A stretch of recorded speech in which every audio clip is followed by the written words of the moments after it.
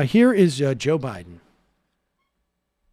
managing to do this all. I don't know how many jump cuts they had to have in this.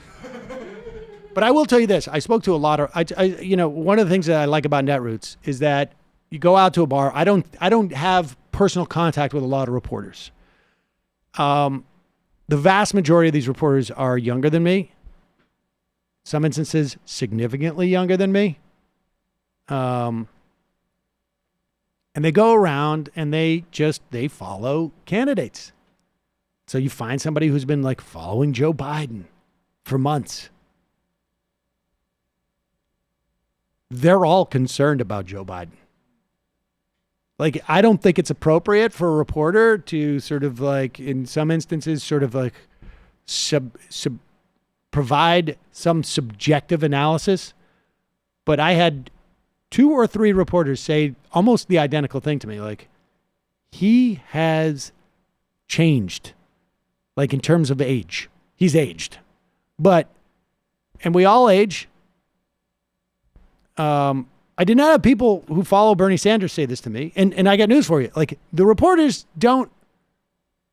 they form like a personal assessment of the candidate more than they do ideological. They don't assign Bernie fans to follow Bernie Sanders or Biden fans to follow.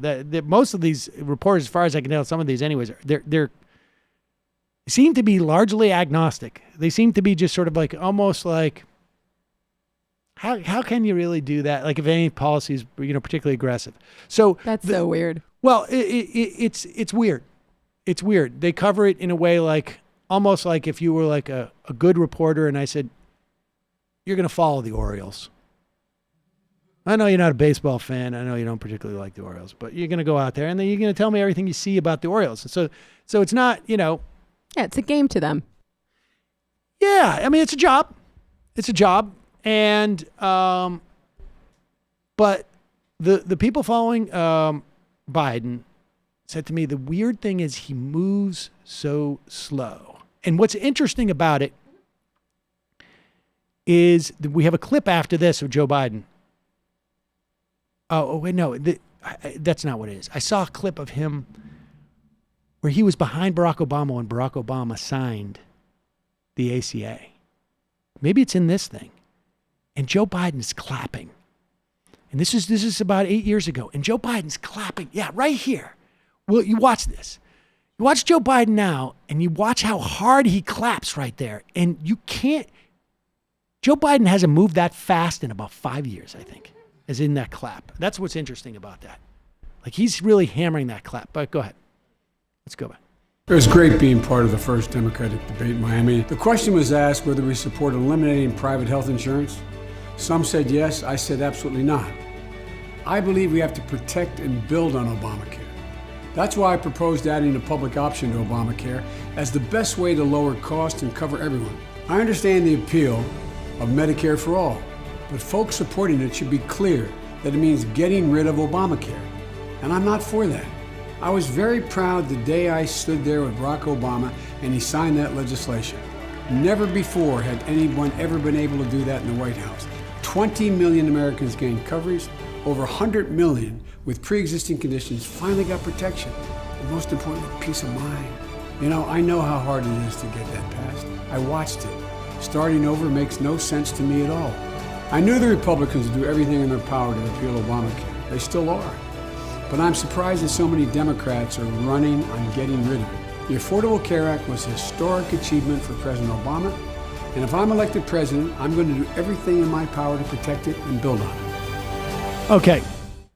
That is one of the most cynical takes you could possibly have. The idea that this is getting rid of Obamacare. It is building Obamacare. It is building in. Now, it's overcoming it in the Hegelian sense. It's just absurd. It would be like, how can we possibly give up CRT computer monitors? Why would we want to do that? It's such an amazing accomplishment.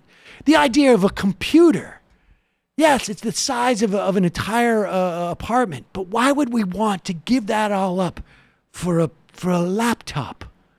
Why would you want to do that? It's like when they were unleading gasoline, saying they want to get rid of cars. Yeah, exactly. It's incredibly cynical. I can understand the strategy there because you want to make it sound like they're attacking Barack Obama. And but look at this. This is amazing. Look at this guy who's attacking Obamacare too. It's not just Bernie Sanders et al. Who want to get rid of Obamacare from Medicare for all. It's this guy who is willing to do the same thing. It's disgusting. It's harder for young people to save for a rainy day, let alone retirement. So Democrats aren't just running on good old ideas like a higher minimum wage. They're running on good new ideas like Medicare for all, giving workers seats on corporate boards.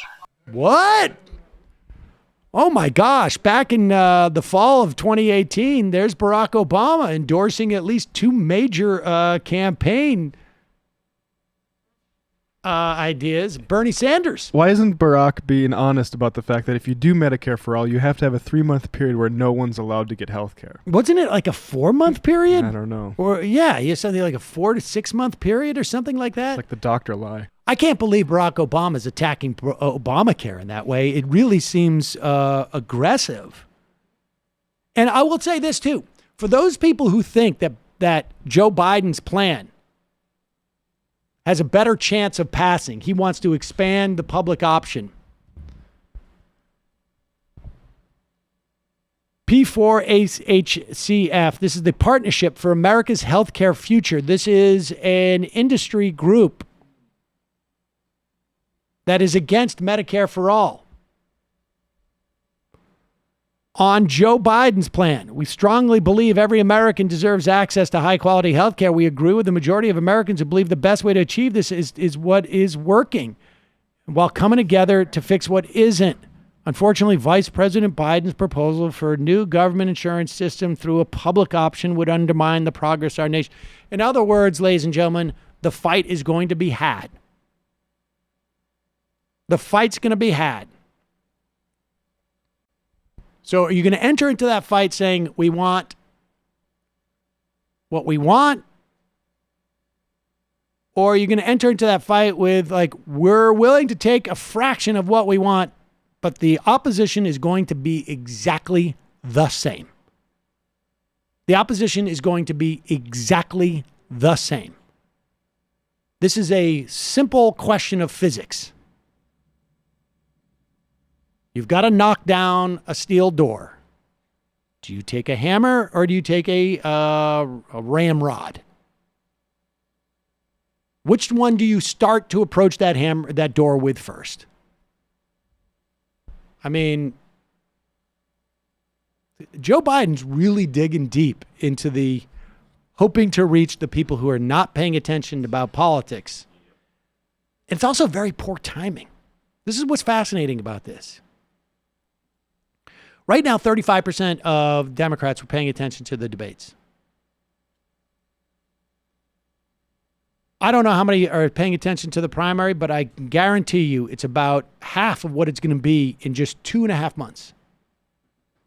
In September, early October, we get close to Iowa. By the time you get to Iowa, you're going to have probably 2.5 times more attention paid on the primary.